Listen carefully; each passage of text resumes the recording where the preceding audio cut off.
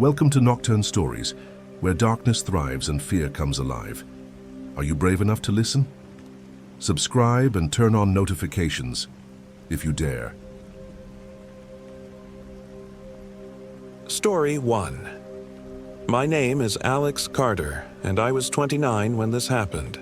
I've spent most of my adult life guiding groups through the wilderness, but nothing could have prepared me for what Jake and I experienced in the Boundary Waters Canoe Area Wilderness in Minnesota. It was supposed to be a simple trip, a week of camping, hiking, and canoeing to rekindle a friendship that had grown distant since college. Instead, it became a nightmare I still can't escape. Jake and I had been best friends once, the kind of friends who shared everything. But over the years, life happened.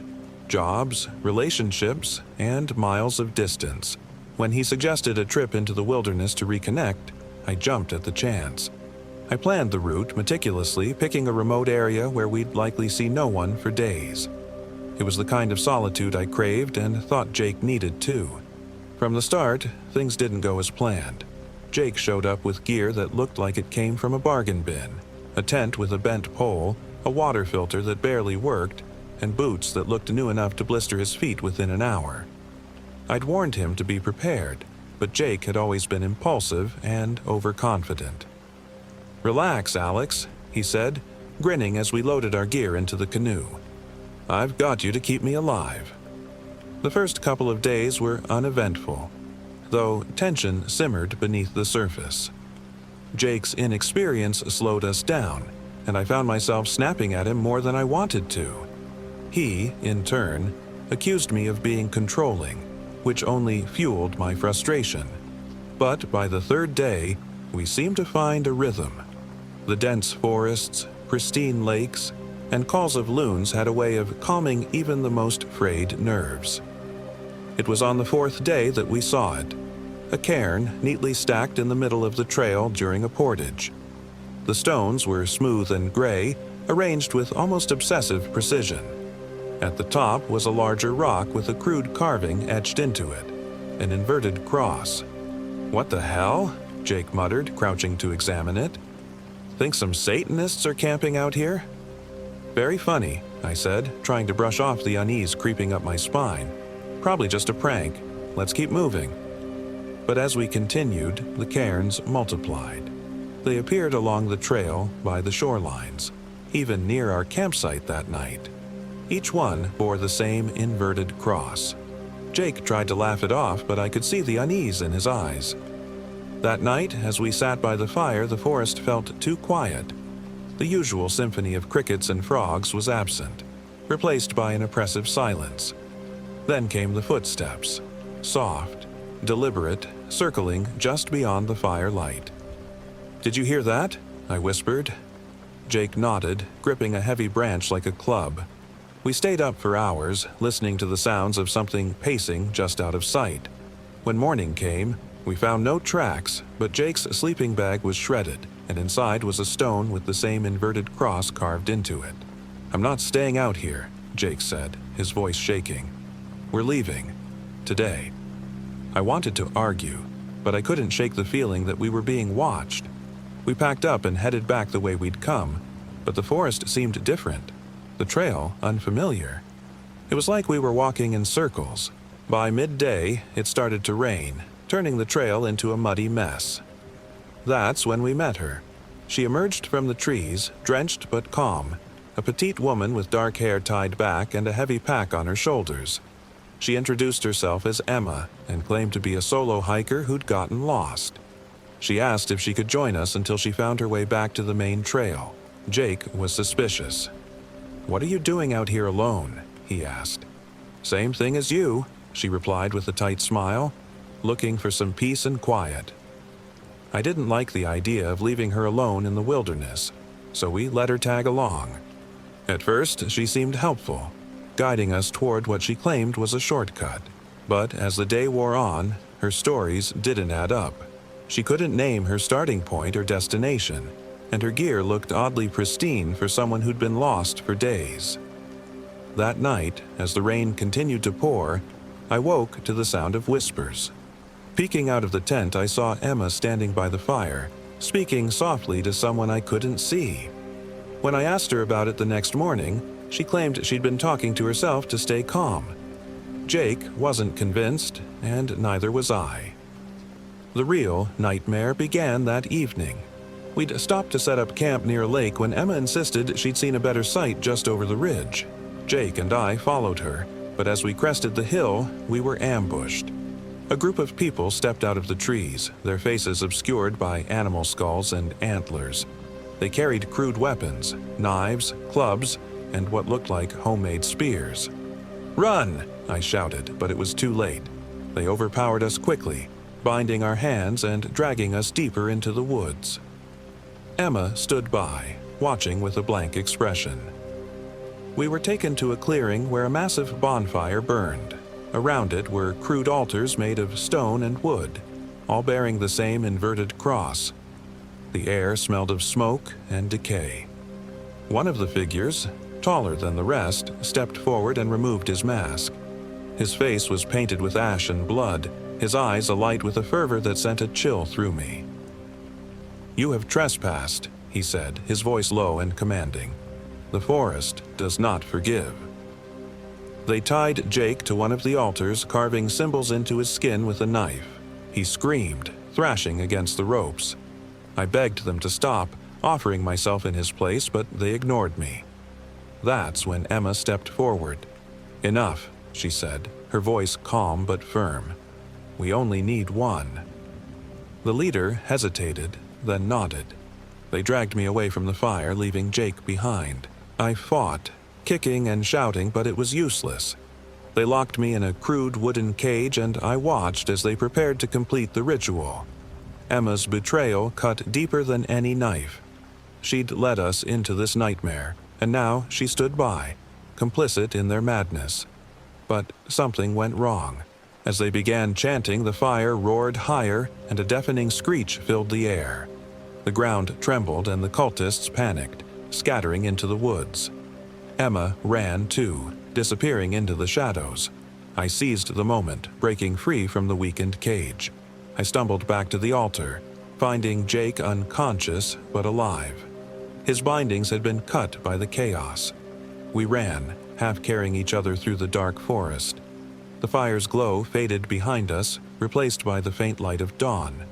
By some miracle, we found the main trail and, hours later, a ranger station.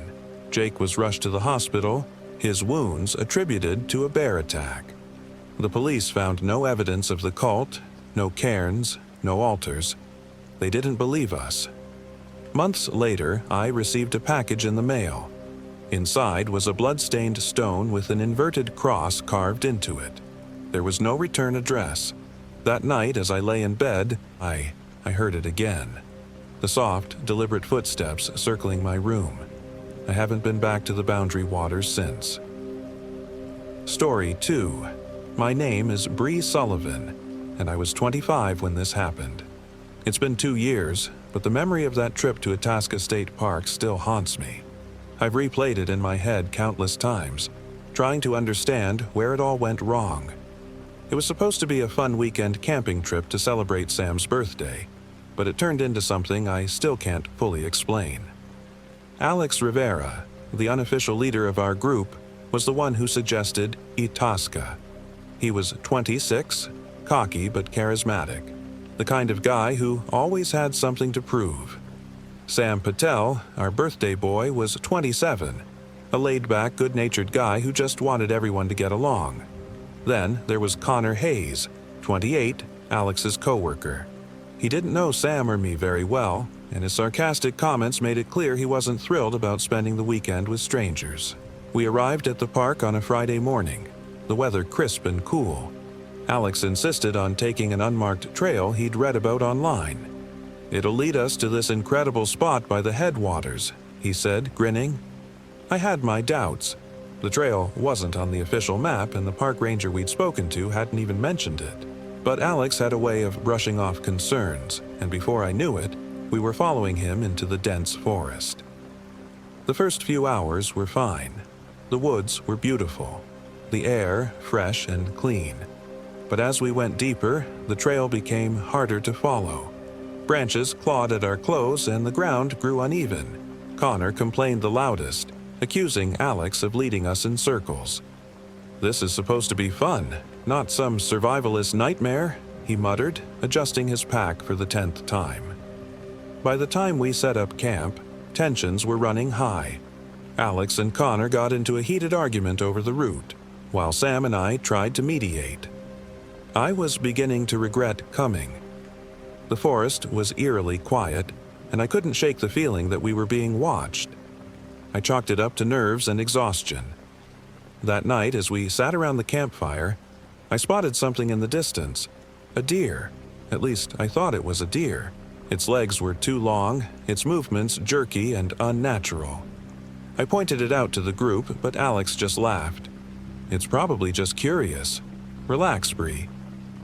I tried to, but I couldn't shake the image of its unblinking eyes.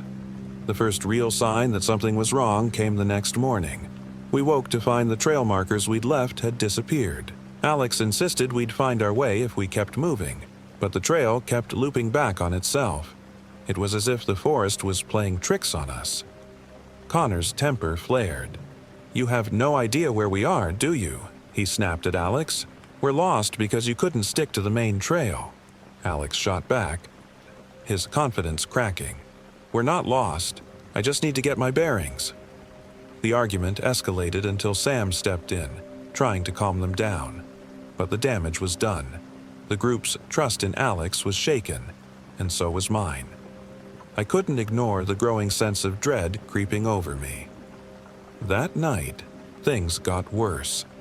We heard whispering outside the tent, soft, low voices that didn't belong to any of us. Sam joked that it was just the wind, but his nervous laugh gave him away. Connor grabbed a flashlight and stormed outside, yelling at whatever was out there. "I'm not in the mood for games," he shouted. When he came back, his face was pale. "There's nothing out there," he said, but his voice trembled. I noticed he didn't put the flashlight down, even when he crawled back into his sleeping bag. The next morning, Connor was gone. His pack was still in the tent, but there was no sign of him. We called his name, searched the area, but he'd vanished. Then we found his jacket. It was shredded, hanging from a tree branch with deep claw marks gouged into the bark below it. "Maybe it was a bear," Sam suggested, though he didn't sound convinced. Alex dismissed the idea outright. "Bears don't do this," he muttered, his eyes scanning the trees. For the first time, Alex looked scared. That scared me more than anything. We decided to leave. Alex led the way, but the forest seemed to conspire against us. The trail twisted and turned, leading us back to the same clearing where we'd started. By the time the sun set, we were right back where we'd camped the night before. That night, something came to the campsite. It started with the sound of twigs snapping, then the whispers began again. But this time, the whispers sounded like Connor. "Help me," the voice called, faint and broken. I froze, my heart hammering. Alex grabbed a burning stick from the fire and held it like a weapon. "Stay here," he ordered, stepping into the darkness. I wanted to stop him, but fear paralyzed me. The next thing I remember is Sam screaming. I turned to see a shadowy figure at the edge of the firelight, its form shifting and unnatural. It was Connor, or at least it looked like him, but his eyes were empty, his movements wrong. Then he disappeared into the trees. Alex came back moments later, his face pale. "We need to go. Now," he said, grabbing his pack. We didn't get far. A few miles from the campsite, we were ambushed. Two men stepped out of the shadows, armed with rifles. They wore hunting gear, but there was something off about them. Their eyes were cold, predatory. "You shouldn't be here," one of them said. "The woods don't belong to you." Before we could respond, they grabbed Sam and me, tying our hands with rope. Alex tried to fight, but one of the men knocked him down with the butt of his rifle. They led us to a shack deep in the woods, throwing us inside like cattle. The air was thick with the smell of rot. Sam tried to stay calm, whispering that we'd find a way out, but I could see the fear in his eyes. Over the next hour, we overheard the men talking outside. They spoke of sacrifices, of offering us to something they called it. My stomach churned as the pieces began to fall into place. Whatever was in the woods wasn't just hunting us, it was hunting through them. Alex returned, bruised and bloody but alive. He untied us, whispering apologies. "I made a deal with them," he confessed. "When I was here last year, I saw it. They told me if I brought people back, it would leave me alone." Sam lunged at him, furious. "You betrayed us. You led us into this nightmare." Alex didn't deny it. "I'm trying to fix it," he said, his voice cracking. "We need to go, now." Before we could argue further, the creature came. It tore through the walls of the shack, its form barely visible in the flickering light.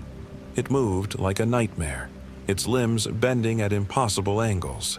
The men outside screamed, but their rifles did nothing to stop it. Alex shoved us toward the door. "Run!" he yelled, grabbing a piece of broken wood and charging at the creature. His screams echoed behind us as we fled into the night. Sam and I ran until our lungs burned, the forest blurring around us. We stumbled onto a dirt road just as dawn broke. A park ranger found us hours later, haggard and incoherent. No one believed our story. The official report said we'd gotten lost, that Connor had likely fallen victim to a bear. Alex and the others were never found. The park ranger dismissed the claw marks and the shack as unrelated. But I know the truth. Sometimes, late at night, I hear whispers outside my window, soft and low. And when I'm walking through the park near my apartment, I see it, a deer with legs too long, watching me with unblinking eyes. Story 3. My name is Sarah Harper.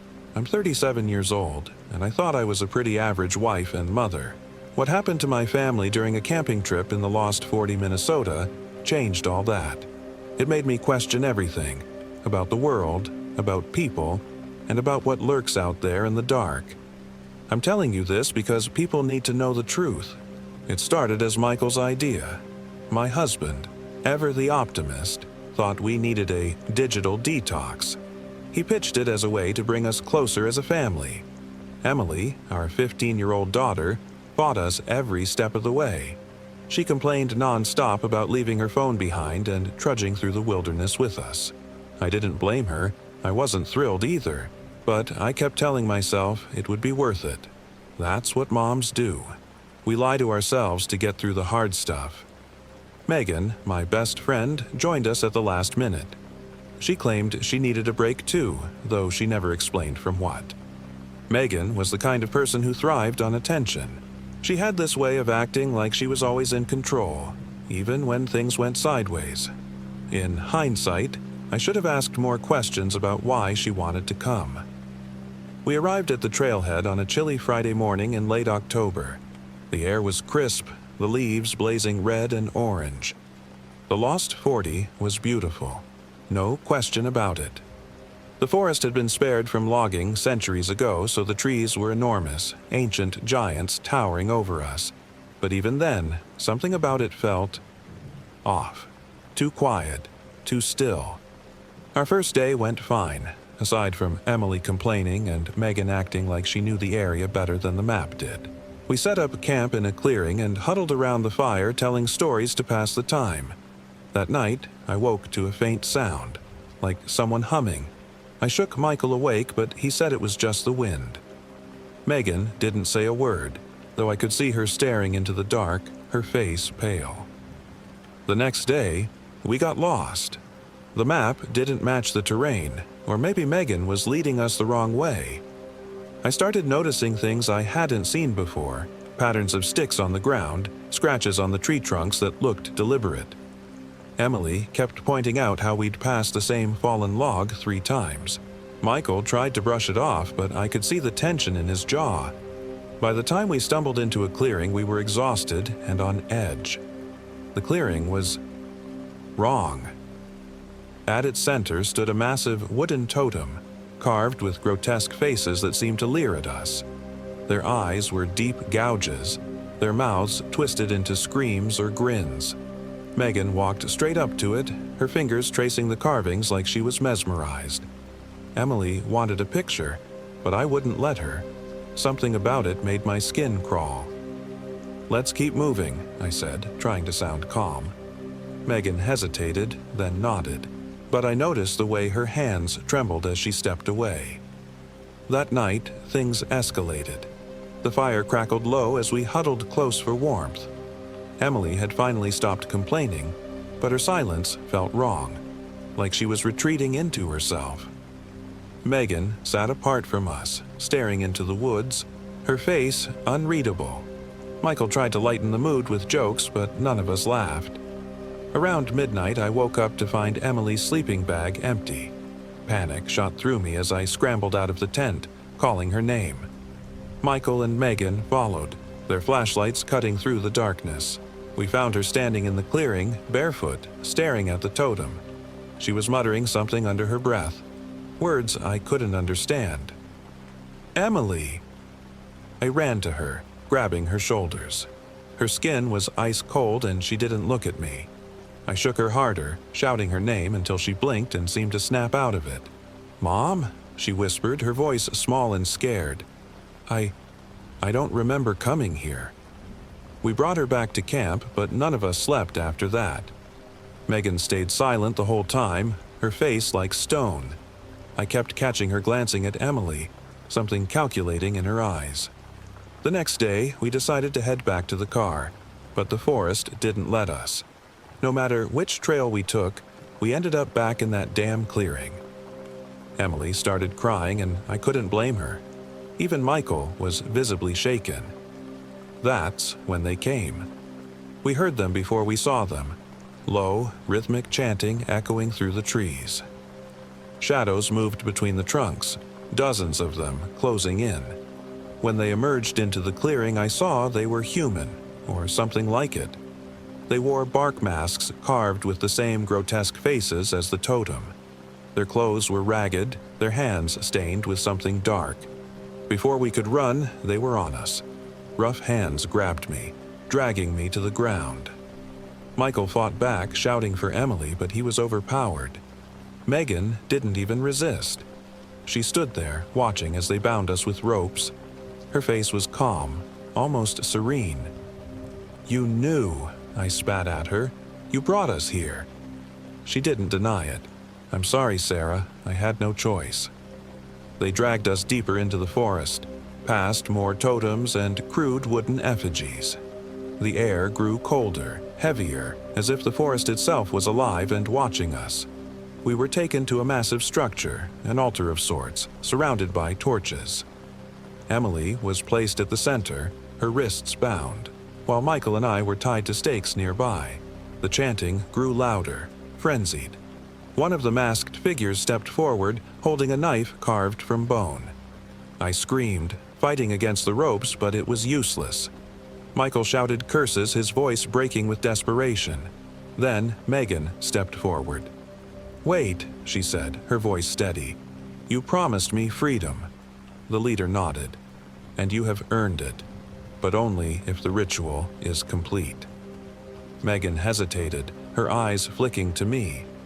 For a moment, I thought she might help us, but then she turned back to the leader and said, "Do it." The knife rose, its blade catching the firelight. I screamed again, my voice raw as it descended toward Emily. At the last second, Megan lunged forward, knocking the knife aside. Chaos erupted. Michael broke free, tackling one of the cultists, while Megan cut my ropes with a knife she'd hidden. We grabbed Emily and ran. The forest came alive around us. The cultists were everywhere, their torches weaving through the trees like fireflies. Emily stumbled and I caught her, half carrying her as we fled. Megan stayed behind, holding them off. I heard her scream, and then nothing. We found an old fire tower and climbed it, our lungs burning. Michael lit a signal fire, praying someone would see it. Hours passed, the cultists circling below but never climbing. Finally, we saw headlights. Forest rangers. They arrived with guns drawn, scattering the cultists into the woods. We were saved, but Emily wasn't the same. She didn't speak the whole ride home, her eyes distant. That night, as I tucked her into bed, I saw faint carvings on her wrists, symbols like those on the totems. I didn't say anything. I didn't know what to say. Now, weeks later, she started sleepwalking. She mutters in her sleep, strange words I don't recognize. And sometimes when I catch her reflection in the mirror, it isn't her face staring back at me. It's one of theirs. Story 4. My name is Tom Farrow, and I'm 38 years old. This happened last winter, during my third year living off-grid in the forests along the Gunflint Trail near Grand Marais, Minnesota. I came here to escape the noise of the world, to find peace in the quiet and solitude of nature. But what I found instead was something far darker, something I'll never forget. I built my cabin by hand, a modest structure with a wood-burning stove and small windows to keep out the biting cold. The nearest town was an hour away by snowmobile in winter, and I liked it that way. My only real connection to the outside world was Marcy Bowen, a local who ran a supply delivery service. She came by every couple of weeks with food, fuel, and the occasional news. Marcy was friendly and practical, but she had a superstitious streak that made me roll my eyes. She'd often warn me about what's out there in the woods. Old stories about wandering spirits and cursed travelers. It started during the first big snowstorm of the season. I was chopping firewood when I saw him stumbling out of the trees. He was gaunt, his clothes torn and soaked through, his face pale as death. He collapsed in the snow just yards from my cabin. I dropped my axe and ran to him, dragging him inside before the cold could finish him off. "Thank you," he mumbled, his voice barely above a whisper. "I got lost days ago." His name was Daniel Harper, or so he said. He wouldn't explain what he was doing out there or how he'd gotten so far from civilization without proper gear. His story didn't add up, but I didn't press him. He was half frozen and needed food and rest more than an interrogation. I let him sleep by the fire while I kept an eye on him. Marcy arrived the next day with supplies and immediately took note of Daniel. "You shouldn't have brought him in," she said, lowering her voice.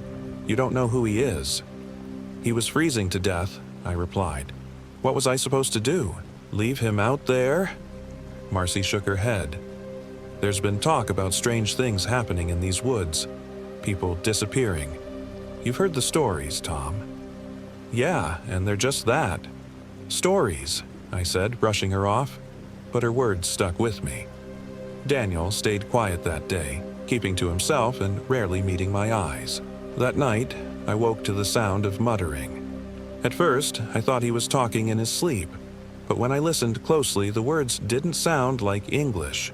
They were guttural, almost like chanting. I shook him awake and asked if he was okay. He just stared at me with those dark, hollow eyes and said, "Sorry, bad dream." The next few days, strange things started happening. I found symbols carved into the trees near my cabin, intricate, spiraling shapes I'd never seen before. Coyotes circled the cabin at night, their howls unusually loud and mournful. Inside, Daniel grew more unnerving. He barely ate, yet he seemed stronger every day. I caught him staring out the window for hours, as if he was waiting for something. Then there was the encounter with the McGrady brothers. I was out checking my snares when I came across them. Luke and Hank McGrady were known in the area for their illegal poaching operation. They were rough men, with hard eyes and little patience for anyone who might interfere with their business. "You're on our turf, Farrow," Luke said, his breath visible in the icy air. "Stay out of our way, or you'll regret it." Hank said nothing, but his hand rested on the rifle slung over his shoulder. I didn't argue. I just nodded and left, heart pounding. I knew better than to cross them. When I returned to the cabin, Marcy was there, dropping off another delivery. She looked uneasy, glancing at Daniel, who was sitting by the fire with an unsettling calm. "You need to be careful, Tom," she said. Those brothers don't mess around, and him," she nodded toward Daniel. "I don't trust him." That was the last time I saw Marcy. She left just before another snowstorm hit, heading back toward town. A few days later, I found her truck abandoned near the edge of the forest. Her supplies were scattered, and there were no tracks leading away from the vehicle. It was as if she'd vanished into thin air. I confronted Daniel about it, but he just smiled. "You can't save everyone," he said. His tone was so cold, so devoid of empathy that it made my skin crawl. The next night, the McGrady brothers came to my cabin. They broke in, dragging me out of bed and tying me to a chair. They accused me of spying on their operation, of tipping off the authorities. "We've got enough trouble without someone like you sticking your nose where it doesn't belong," Hank said. "I haven't done anything," I protested, but they didn't listen. Then Daniel appeared. He stepped out of the shadows, his face calm but his eyes burning with something primal. Before I could warn the brothers, he attacked. It wasn't human, what he did. His movements were too fast, too brutal. He tore into Luke with his bare hands, snapping bone like it was kindling. Hank fled, screaming, leaving his brother's broken body behind. "What are you?" I whispered when it was over. Daniel turned to me, blood staining his hands. "You let me in," he said simply, "and now I can't leave." I realized then what he was. Not a man, but something older, something evil. The symbols on the trees, the coyotes, Marcy's disappearance. It all made sense now. He'd been feeding off the chaos, growing stronger with every act of violence and fear. I knew I couldn't stay. I grabbed what I could and fled into the snow. The storm was raging, but I didn't care. Behind me, the cabin burned, the flames consuming everything I'd built. I thought the fire might destroy him, but as I stumbled through the forest, I heard his laughter on the wind. I made it to town the next morning, frostbitten and half dead. No one believed my story. They said Marcy probably got lost, that the McGrady brothers were troublemakers but not murderers. They blamed the fire on careless campers. But I know the truth. Daniel, or whatever he is still out there. And sometimes when the wind howls through the trees, I swear I can hear his voice calling my name. Story 5. My name is Jake, and I was 27 when this happened. I don't talk about it much, but I think you should know what really happened that weekend. It started as a simple camping trip. An escape, really. My best friend Sam convinced me to join him, Greg, and Emily, a girl Sam had met at work, on a wilderness adventure. We were heading to the Boundary Waters Canoe Area Wilderness in Minnesota. Remote, beautiful, and cut off from the world. Just what I needed after my breakup. Greg was the self-proclaimed outdoors expert. He'd planned the route and convinced us to explore a lesser-known trail to find an isolated lake. "No one goes there," he said with a cocky grin. "We'll have it all to ourselves." That should have been the first red flag. Sam, always the joker, was thrilled. "We'll fish, drink, and maybe even spot a moose. What's the worst that could happen?" Emily was quieter, a little hesitant. She admitted she wasn't much of a camper, but she wanted to give it a shot. The first 2 days were fine, though not as easy as Greg had promised. The trail was overgrown and Sam's canoe had a small leak, forcing us to stop and patch it up twice. Greg brought a GPS instead of a map and compass, which stopped working by the second day. Emily seemed uneasy, but Greg laughed off her concerns, saying, "Relax, I've been out here 100 times." That night, while we were sitting around the fire, we heard rustling in the bushes. "Just an animal," Greg said. Sam joked it was Bigfoot, but I caught Emily's glance. She didn't laugh. I didn't either.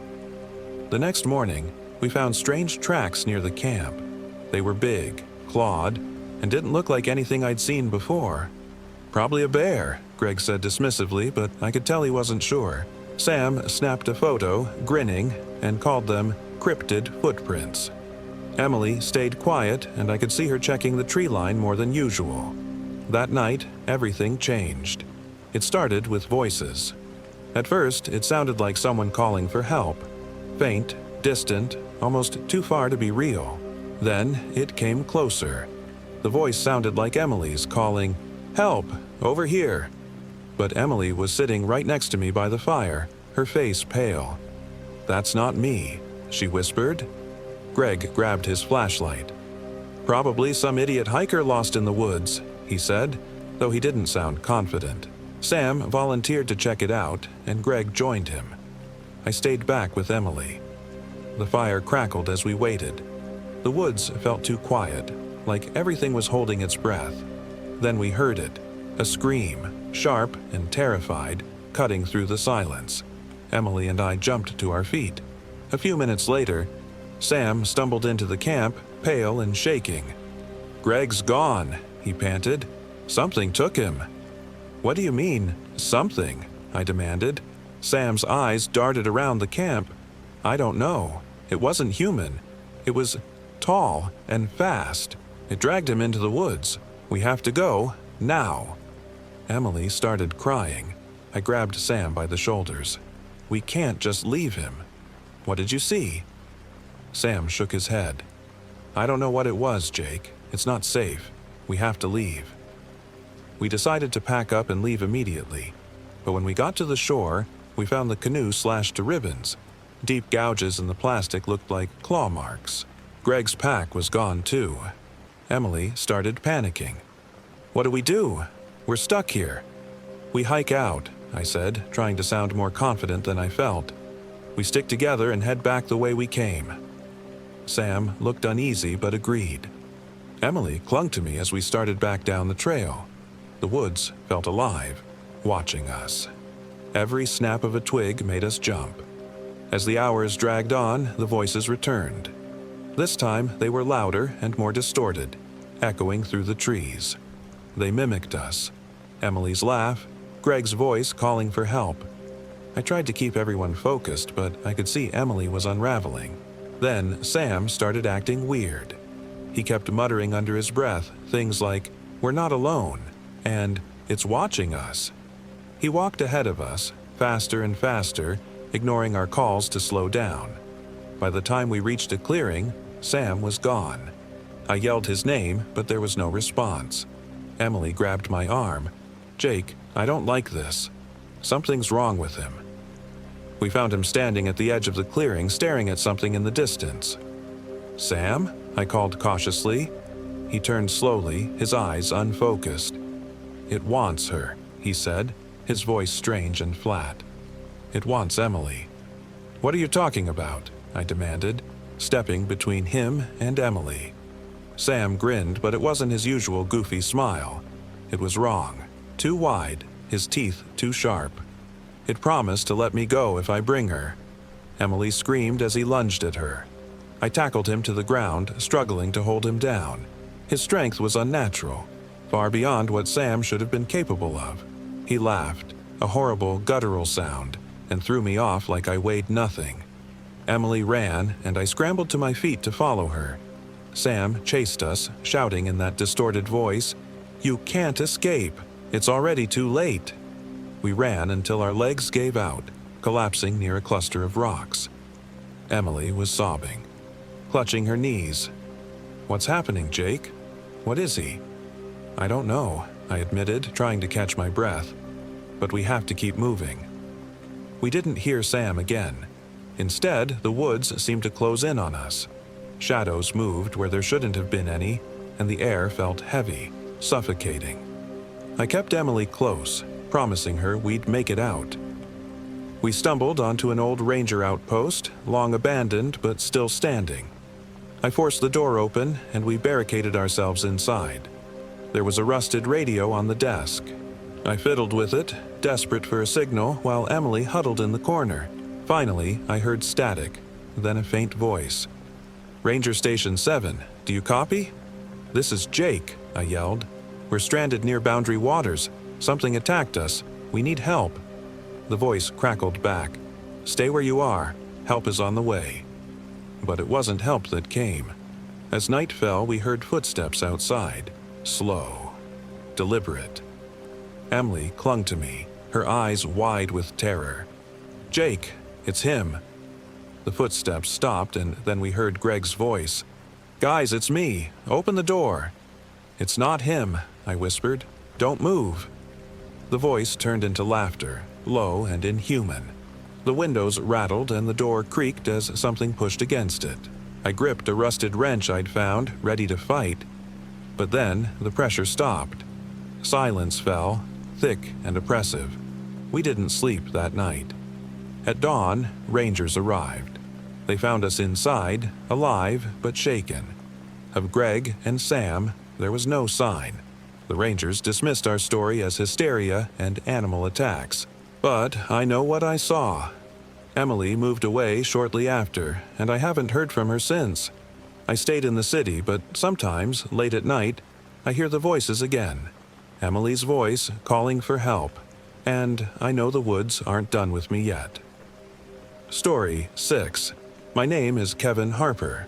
I was 35 years old when this happened, and I still can't fully explain what we experienced in the Mesabi Iron Range. I'd been trying to piece my life back together after a nasty divorce, and when my old friend Mike invited me on a hiking trip with a couple of his acquaintances, I figured it might be a good distraction.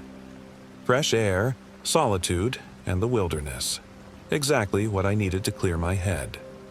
But this trip was nothing like what I expected. The plan was simple.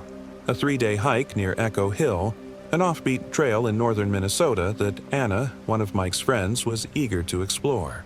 She was a journalist in her late 20s, researching folklore for a story about a supposed banshee haunting the region. She was confident, almost to the point of recklessness, and completely fascinated by the supernatural.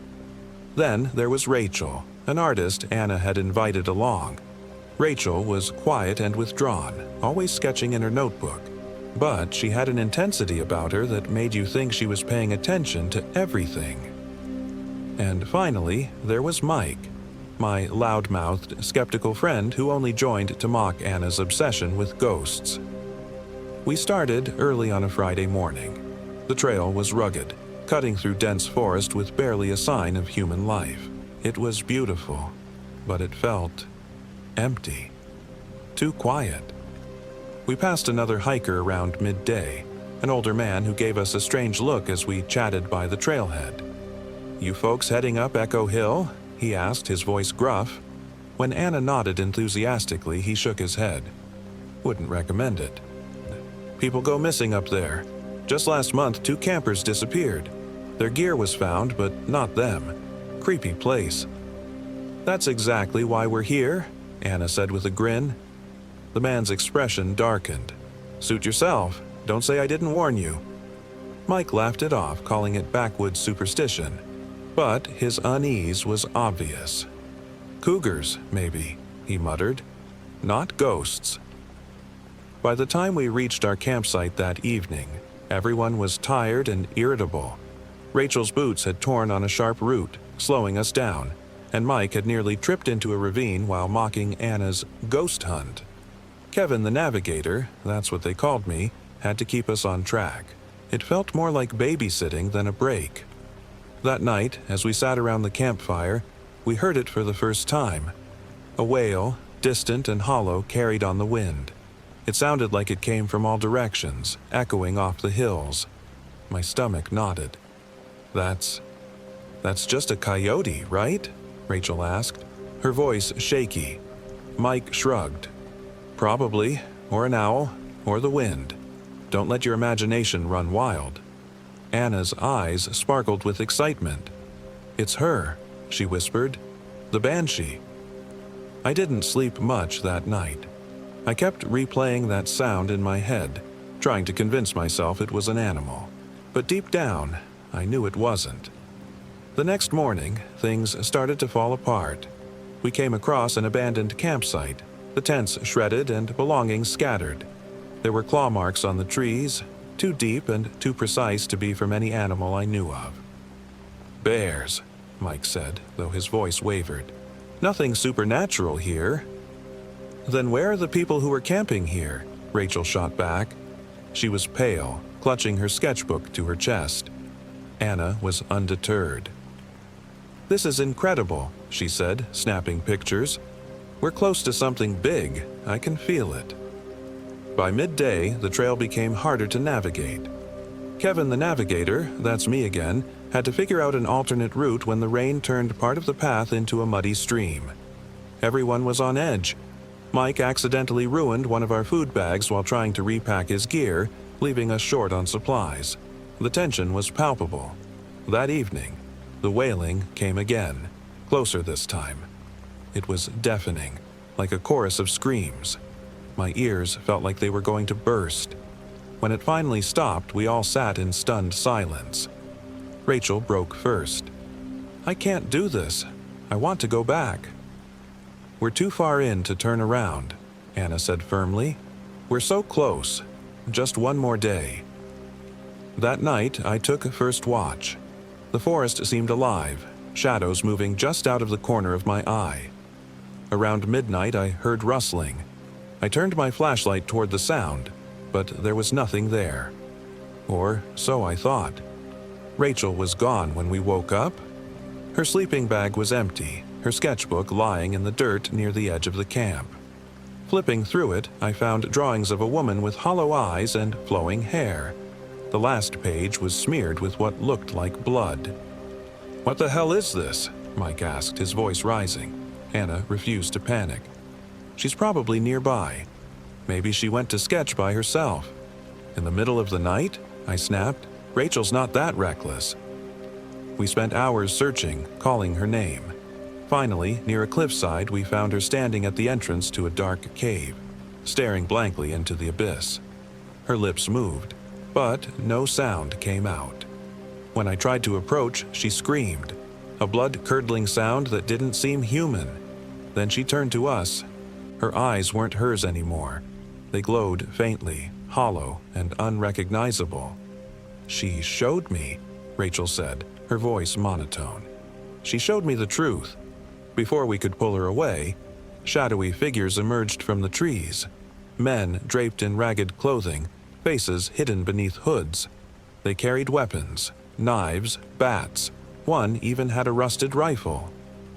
"Trespassers," one of them growled. "You don't belong here." They grabbed Anna before we could react, dragging her toward the cave. I fought to free her, but one of the men struck me with the butt of his rifle, knocking me to the ground. Mike stood frozen, useless. "Run!" Anna screamed as they dragged her into the darkness. I managed to grab Rachel and pull her away. Her body was limp, like a rag doll. The men didn't follow us. They disappeared into the cave, taking Anna with them. When we finally made it back to the trail, I turned to Mike. "Why didn't you help?" He wouldn't meet my eyes. I was trying to find a way out. I made a deal." "A deal?" I roared. "You left us to die." Mike stumbled back, muttering apologies, but I was too furious to listen. I nearly hit him, but Rachel's soft whimper stopped me. She was coming to, her eyes darting around in fear. We have to go back," she whispered. "She'll never let us leave." The wailing started again, louder than ever. It felt like the forest itself was screaming. Rachel grabbed my arm, pulling me toward the trailhead. We ran, leaving everything behind. When we finally stumbled onto the highway, a passing car stopped to help. We tried to explain what had happened, but the driver just shook his head, muttering about people disappearing near Echo Hill for years. Anna was never found. Mike disappeared a week later, and Rachel... Well, Rachel doesn't talk about it. She moved away, somewhere far from Minnesota. But every now and then, I see her sketches in art galleries. Drawings of a hollow-eyed woman, hair flowing like smoke. As for me, I don't hike anymore. I hear the wailing in my dreams, and sometimes, when I'm alone at night, I feel like she's still watching me. Story 7. My name is Mia Carter, and I'm 28 years old. This happened last summer in Big Bog State Recreation Area, Minnesota. I still can't believe I made it out alive. The trip wasn't my idea.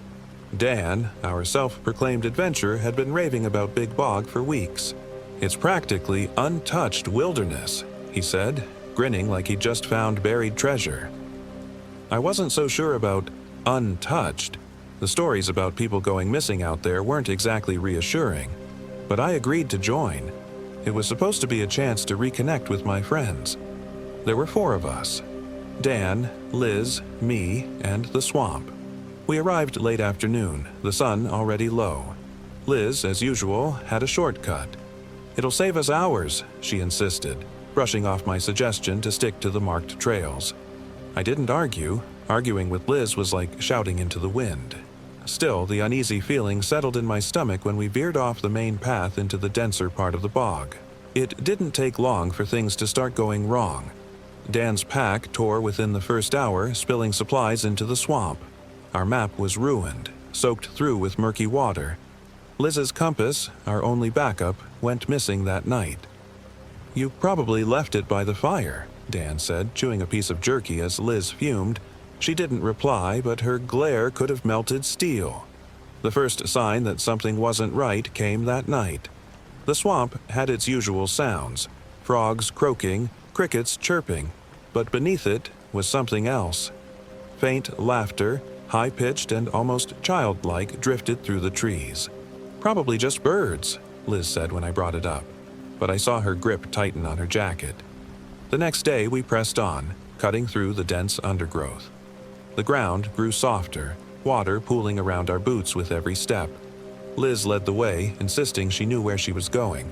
I doubted it, but what choice did we have? By mid-afternoon, we were officially lost. "We'll camp here," Dan announced, dropping his gear onto a patch of dry land. His usual confidence seemed strained, his eyes darting toward the shadows between the trees. I didn't sleep well that night. Around midnight, I woke to rustling outside the tent. I froze, listening. The laughter was back, louder this time, closer. I nudged Dan awake. "Do you hear that?" He frowned, rubbing his eyes. "It's probably just the wind." But it wasn't. The next morning, Dan was gone. His boots were still by the tent, but there was no sign of him. "Maybe he went to get water," Liz said, though her voice wavered. We searched the area, calling his name, but the only response was the swamp swallowing our voices. That night, things got worse. As the fire crackled, we heard Dan's voice, faint and distant, calling from the trees. "Mia, Liz, over here." I stood, heart racing, but Liz grabbed my arm.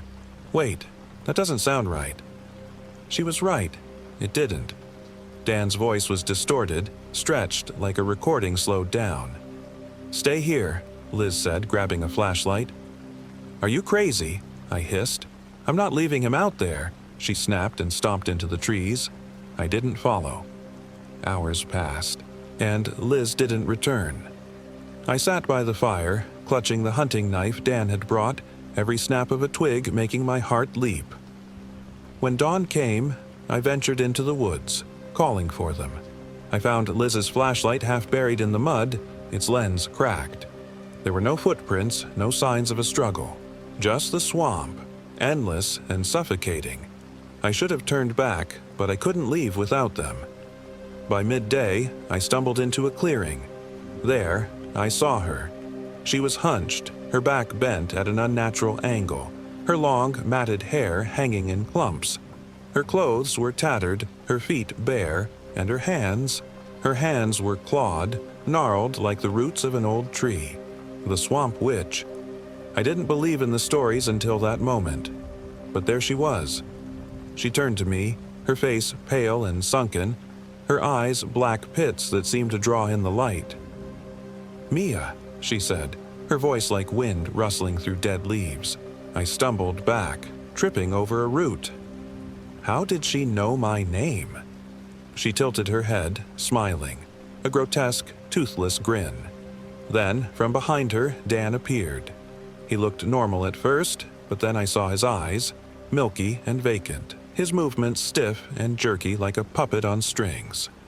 "Run," he whispered, his lips barely moving. I didn't need to be told twice. I sprinted through the swamp, branches scratching my face and arms. The witch's laughter echoed behind me, a terrible, guttural sound. The ground gave way beneath me and I fell into the muck, my legs sinking up to my knees. I could hear her getting closer, her footsteps soft but deliberate. Desperate, I fumbled for a way out, my fingers clawing at the mud. Then I remembered the lighter in my pocket. I grabbed it, my hands trembling, and set fire to the nearest dry patch of grass. The flames spread quickly, the smoke filling the air. The laughter stopped. I didn't wait to see what happened next. I ran, the fire spreading behind me, consuming the trees and brush. By some miracle, I found the trail we'd started on and followed it until I reached the parking lot. A group of park rangers found me there, covered in mud and barely coherent. I told them what happened, but they didn't believe me. They said Dan and Liz probably got lost or hurt, that the swamp can play tricks on you. But I know the truth. Dan and Liz were never found, and I haven't been back to Big Bog since. Sometimes, though, late at night I hear that laughter again. It drifts through the trees, faint but unmistakable, and I know she's still out there, waiting for her next victim. Story 8. My name is Eric Miller, and I was 31 when this happened. It was supposed to be a week-long canoeing trip with my best friend, Mike Jensen, in the Boundary Waters Canoe Area Wilderness in northern Minnesota. It turned into the most harrowing and inexplicable experience of my life. Mike and I had been friends since we were kids. He was the bold, adventurous one, always dragging me into things I wasn't sure about. This trip was no different. I'd agreed reluctantly, swayed by his enthusiasm and my own need to escape the monotony of my office job. But as we loaded our old battered canoe onto the lake's edge that first morning, I had a nagging feeling I should have trusted my instincts and stayed home. The first couple of days went well enough. We paddled across pristine lakes, portaged through dense forests, and camped under clear, starry skies. Mike, as usual, downplayed any challenges, even as his second-hand canoe began taking on water. "Just adds to the adventure," he'd said with his trademark grin. I didn't laugh. By the third day, the mood began to shift. The weather turned unexpectedly. Thick clouds rolled in, and a steady drizzle soaked our gear. The trail markers became harder to spot, and we argued over the outdated map. My patience was wearing thin. Mike's carefree attitude grated on me as we stumbled through mud and swatted at relentless mosquitoes. "We should have brought better supplies," I muttered. "We're fine," Mike shot back, his voice edged with irritation. "Stop worrying so much." That night, as we sat by the fire drying out our boots, Mike suddenly froze, his gaze fixed on the dark tree line. "Did you hear that?" he asked. I listened but heard nothing except the crackling fire and the gentle lapping of water against the shore. "Probably just a deer or something," I said, trying to shake the unease creeping over me.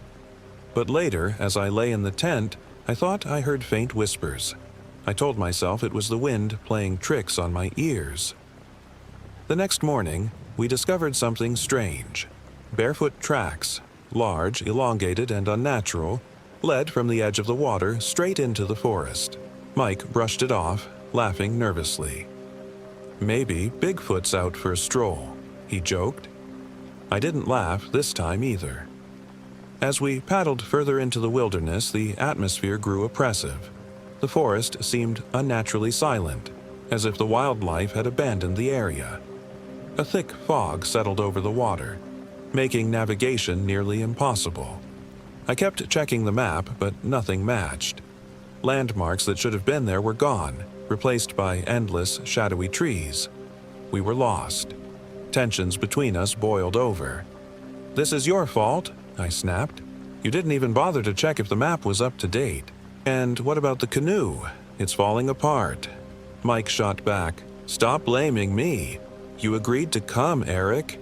You always agree, and then act like it's my fault when things don't go perfectly." We paddled in sullen silence for hours before finally spotting a clearing where we could camp. There, we found something unexpected, a dilapidated cabin hidden among the trees.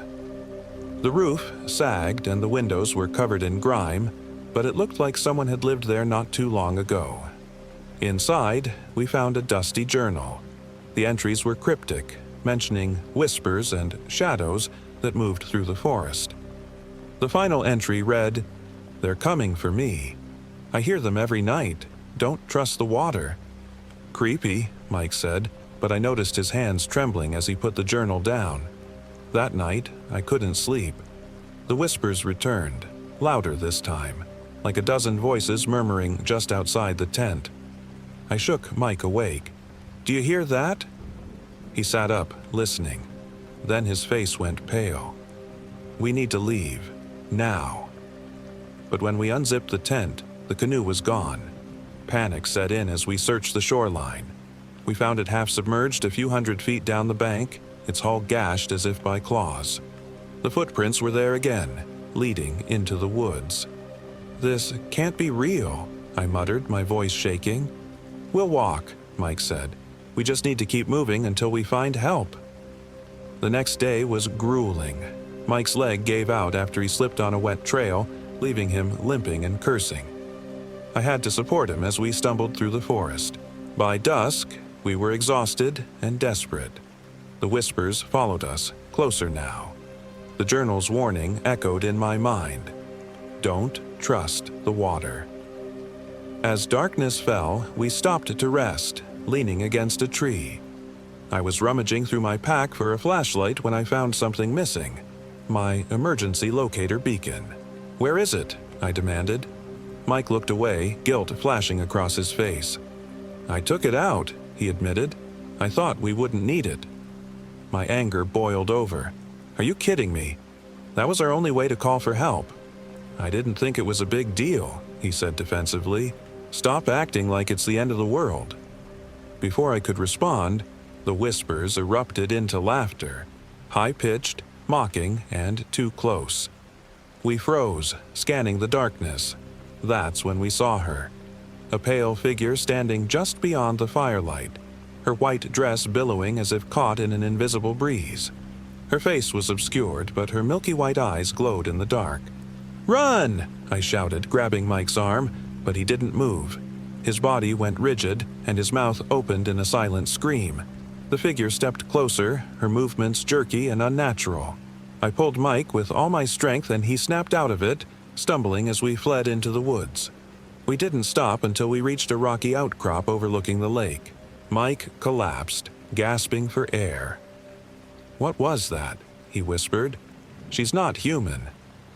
"I don't know," I said, trying to keep my voice steady, "but we have to keep going." That's when I noticed Mike wasn't acting like himself. He kept mumbling under his breath, his eyes darting around as if he could see things I couldn't.